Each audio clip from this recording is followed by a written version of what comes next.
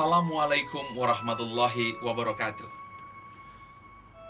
Sekarang dunia menyadari, setelah melihat krisis sosial di mana-mana, masalah-masalah sosial di mana-mana, melanggar nilai kejujuran, nilai kebersamaan, nilai kasih sayang, nilai kemuliaan seolah-olah hancur.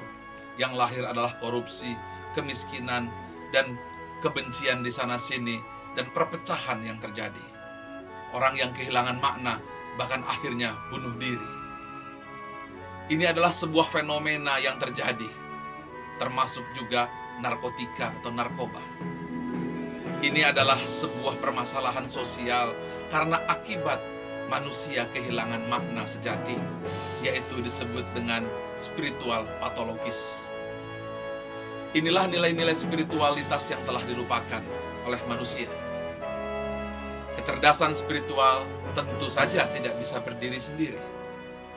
Kecerdasan spiritual apabila berdiri sendiri akan melahirkan seorang sufi tanpa pekerjaan dan tidak mau melakukan tugas tanggung jawab sebagai manusia. Bukan ini yang kita harapkan. Yang kita harapkan adalah seorang yang memiliki kecerdasan spiritualitas laksana sufi, tapi memiliki kekuatan di dalam melaksanakan kinerja ekonomi atau intelektualitasnya. Hingga melahirkan sebuah penggabungan manusia yang memiliki hati spiritualitas, tapi memiliki kinerja di dalam ekonomi, di dalam berbagai kegiatan-kegiatan nyata, dalam aplikasi konkret yang berdasarkan nilai-nilai intelektualitas. Ketika semuanya ini digabungkan, akan melahirkan sebuah manusia yang paripurna. Pertanyaannya, bagaimana menggabungkannya? Dunia disadarkan. Ketika tahun 1905, dunia sadar bahwa untuk membangun manusia butuh kecerdasan intelektual. Namun, setelah Daniel Goleman merangkum semua hasil penelitian, kembali manusia sadar, seperti saya katakan semula, bahwa ternyata orang-orang yang berhasil kecerdasan intelektual hanya berpengaruh maksimum 20%. Rata-rata hanya 6% saja. Begitu pula, setelah diselidiki lagi, orang-orang yang berjaya juga ternyata memiliki kekosongan hati. Pertanyaannya, setelah dunia mengakui perlu kecerdasan emosi, setelah dunia mengakui perlu kecerdasan spiritual, setelah di California University, Michael Persinger menemukan bahwa adanya fungsi otak Godspot pada otak manusia, maka manusia mulai berpikir bagaimana menggabungkan ketiga kecerdasan ini. Bagaimana dimensi fisik, intelektualitas digabungkan dengan dimensi emosi.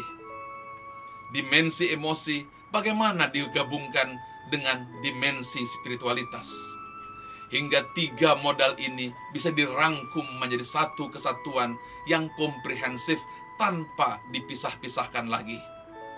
Karena saat ini yang terjadi adalah pemisahan atau split personality. Di malam hari, ia bisa melaksanakan tugas-tugas ritualnya di hadapan ilahi, tapi di siang hari melanggar nilai-nilai keagungan ilahi. Ia bisa jadi melakukan ritual nampak soleh di hadapan manusia, tapi kenyataannya ternyata begitu banyak kasus korupsi. Bahkan seorang hakim malah ditangkap korupsi. Bahkan seorang jaksa bisa ditangkap karena melanggar nilai-nilai yang dibuatnya sendiri. Inilah yang perlu kita pikirkan, sebuah model yang bisa menjawab dan menyatukan tiga kekuatan demi lahirnya dua hal: physical, emotional, dan spiritual happiness, yang melahirkan motif hakikat sejati. Motif intelektual, motivasi emosional, motivasi spiritual digabung jadi satu. Itulah yang disebut khairu ummah. Assalamualaikum warahmatullahi wabarakatuh.